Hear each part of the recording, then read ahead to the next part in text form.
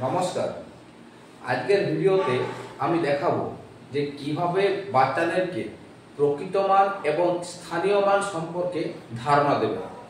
তো আমি আগেই বলেছি যে বাচ্চাদেরকে যে কোনো জিনিস পড়ান সেইটাতে একটা বাস্তবের যদি উদাহরণ দেন তাহলে বাচ্চা কিন্তু সেই বিষয়টা ভালোভাবে বুঝতে পারে। তো বাস্তবের সাথে উদাহরণ দিয়ে কোনো জিনিস বাচ্চাকে বোঝান, বাচ্চা খুব সহজেই বুঝে যাবে। তো সেই রকম ভাবেই প্রকৃত মান এবং প্রকৃত মান এবং স্থানীয় মান বাচ্চাদেরকে কিভাবে বাস্তব উদাহরণ দিয়ে বোঝাবেন সেটা আজকে আমি বলবো। তো চলুন একটা সংখ্যা লিখি। সংখ্যাটা হচ্ছে 3257। এটা একটা 4 অঙ্কের সংখ্যা, একক, দশক, শতক, হাজার। তো এই যে আমি একটা সংখ্যা লিখলাম, 4 অঙ্কের সংখ্যা। এইখানে এককের অঙ্ক কি আছে 7, দশকের অঙ্ক 5, শতকের অঙ্ক 2, হাজারের অঙ্ক 3। তো এই প্রত্যেকটা অঙ্কর প্রকৃত মান আছে এবং স্থানীয় মান আছে। তো প্রকৃত মান এবং স্থানীয় মান কি জিনিস সেটা যদি বাচ্চাকে বোঝানো যায় বাস্তবের উদাহরণ দিয়ে, সেটা হবে কি না, ধর বাচ্চাকে বলতে হবে যে ধর কোনো একজন ছেলের নাম দেবদাস। তো দেবদাসের আসল নাম দেবদাস, প্রকৃত নাম হচ্ছে দেবদাস। তো দেবদাস যখন মাসির বাড়ি যায় তখন ওকে ডাকা হয় দেবু বলে। দেবদাস যখন পিসির বাড়ি যায় তখন তাকে বলা হয় দেবা। আবার অন্য কোথাও গেলে তাকে দেবাশিস বলা হয়।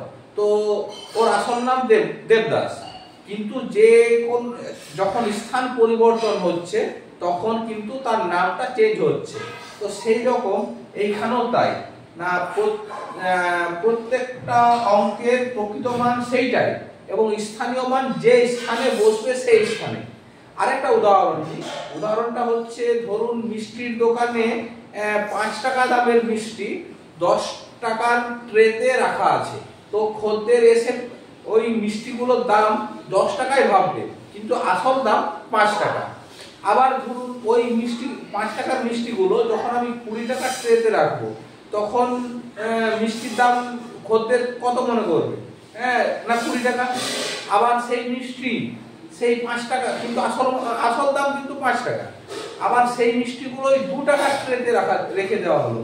খদ্দের এসে কি ভাববে? না মিষ্টিগুলোর দাম 2 টাকা, কিন্তু আসল দাম কত? 5 টাকা। এইভাবেই বোঝাবেন।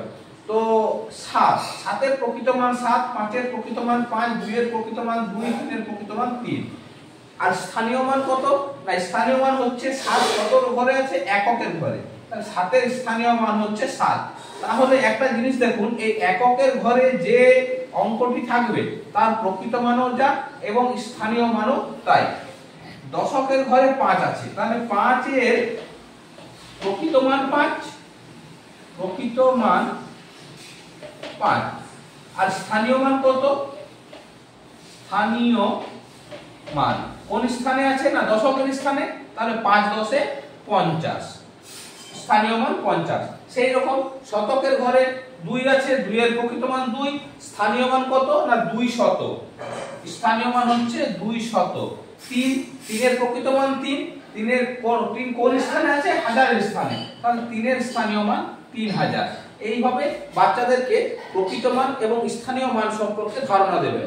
ঠিক আছে, আজকের ভিডিওতে এই পর্যন্ত। নমস্কার।